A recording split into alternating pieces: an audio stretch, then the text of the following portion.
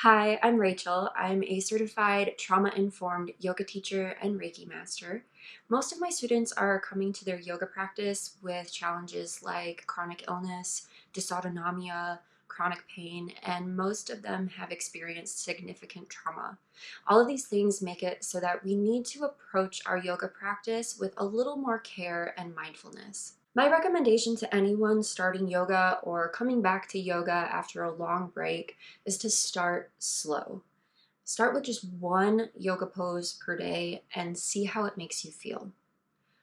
But oh my God, so many yoga teachers will say that, right? Listen to your body, notice how you feel, but then they don't actually tell you how to do that, and they don't give you the freedom and the space to actually do that. Sometimes it can be hard to hear what our body is telling us. It can be hard to feel these physical sensations and to be able to discern what they mean and what actions we need to take in response to those sensations. A lot of us in modern day life are walking around chronically disassociated from our bodies, or you might be neurodivergent and maybe it's difficult to process those body sensations and to understand what they mean. It takes practice to understand the language of our bodies. I'm still practicing myself, and this is something that yoga can actually help us with. Yoga provides a safe, structured space for us to begin to explore movement and connection with our bodies. Within the context of your yoga practice, you can start to build a set of vocabulary around the sensations that you're experiencing during your practice, how your body moves, how things feel. And then you can eventually take that vocabulary, take that understanding off your mat and into your day-to-day life. Having this foundational understanding of your body is especially helpful when you start to explore things like setting boundaries, regulating your emotions, and processing trauma. You have to know how you feel in order to be able to start doing those things. Keep in mind that yoga is not just physical poses. It's breath work, it's meditation, it's a spiritual and lifestyle philosophy that originated in India thousands of years ago. Yoga has such a rich cultural history behind it, but for the sake of keeping things simple and accessible in this video, I'm just going to focus on the yoga poses, breath work, and meditation. And these can all serve as a gateway to those other aspects of yoga later on if you're curious. As you start to explore your yoga practice, here are some things to watch out for. Here are some signs that a pose or a practice isn't right for you. Number one, you hate it. It's really that simple. With some exceptions, we typically will enjoy what's good for us, and hating something is a good enough reason not to do it. We only have so much time in life, right? We shouldn't have to spend it doing things that we hate. Number two, clenching your jaw or tensing other areas of your body.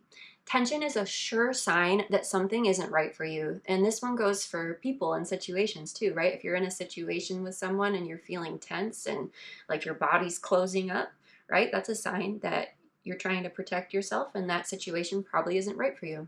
Number three, it causes pain or makes your already existing pain condition worse. Some discomfort or a sensation of challenge can be okay, but we definitely don't want any shooting or stabbing pain or numbness, pins and needles, or tingling sensations. All of those are an indication that something's not right for you. Number four, you feel anxious or unsettled while you're doing a practice or a pose. This can be your body's way of telling you that something isn't right. This is a very baseline instinctual feeling that can come up for us. Number five, it's involuntarily restricting or changing your ability to breathe. You shouldn't be holding your breath, and you also shouldn't be panting through your practice. Number six, it makes you feel dizzy or lightheaded. Sometimes a new pose or breathwork exercise can make you feel this way, and this can be normal and doesn't necessarily mean that you should never try it again, but it's definitely not something you should be just pushing yourself through. Please reach out to a teacher for further guidance if you experience this. Number seven, you feel your heart pounding in your chest or in your neck or your belly or maybe another part of your body. You feel your heartbeat just beating really, really hard. This can be a sign that a practice is either too physically challenging or it's sending your nervous system into hyperdrive. Either way, it's a sign that you need to back off and probably avoid that pose. Number eight, jello legs or arms. This can be a sign that a practice is just too physically demanding for you right now, but sometimes I'll get this sensation if I have a migraine coming on or like if my chronic pain is really bad. So it could be a sign that the practice is just too physically demanding, or it can be a sign that something else unrelated to your yoga practice is going on. And either way, rest is probably the better option for you right now. Number 9, you feel a sense of fatigue or malaise after doing it. Feeling relaxed is great, but if you feel sluggish and heavy and unmotivated after your practice, it probably isn't right for you at this time. Now, here are some signs that a pose or a practice is right for you. Number 1, it feels good and you enjoy doing it. Number 2, you feel energized and or relaxed. A lot of times yoga will make you feel both energized and relaxed. Number 3, you may feel a sensation of openness or spaciousness throughout your body. You might feel like your muscles have become soft and relaxed. It's just this very spacious, open feeling. Number 4, you may feel an increase in blood flow or an increase in sensation to your extremities, or maybe even feel a pleasant sort of tingle on your skin. Number 5, you feel a good stretch sensation. If you've ever woken up in the morning and just have intuitively stretched your body, and oh, that feels so good, right? Just to stretch and move in the way that your body naturally wants to. That's the sort of feeling we're looking for. Number 6, you feel a comfortable level of challenge. Your muscles are working, but they don't hurt or feel like jello. Number 7, you're able to breathe comfortably without strain through the practice. No yoga pose is going to be correct for all bodies, and that's why it's so great we have so many of them to choose from.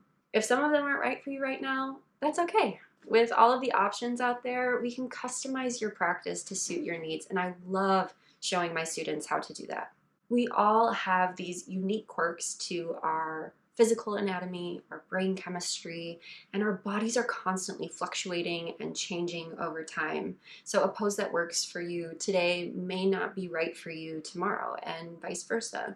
On top of that, all bodies experience sensation uniquely. Even something as simple as the sensation of hunger can look different in your body than it does in someone else's body. This is why you need to be the one that is in charge of your yoga practice, not me, not another yoga teacher. You are the only one who knows what it's like to live inside of your body. I'm just here as your guide to teach you how to listen to your body so that you can learn how your body says yes, how your body says no, so that you can make the best choices for yourself. If you want to start tuning into your body and exploring yoga, I'd love to invite you to join me for my newest 10-day yoga challenge. It's called Just One Pose, and that's all we'll do each day to see how each one makes you feel. And I'll be walking you through it, how to actually feel your body and how to know what your body sensations can mean.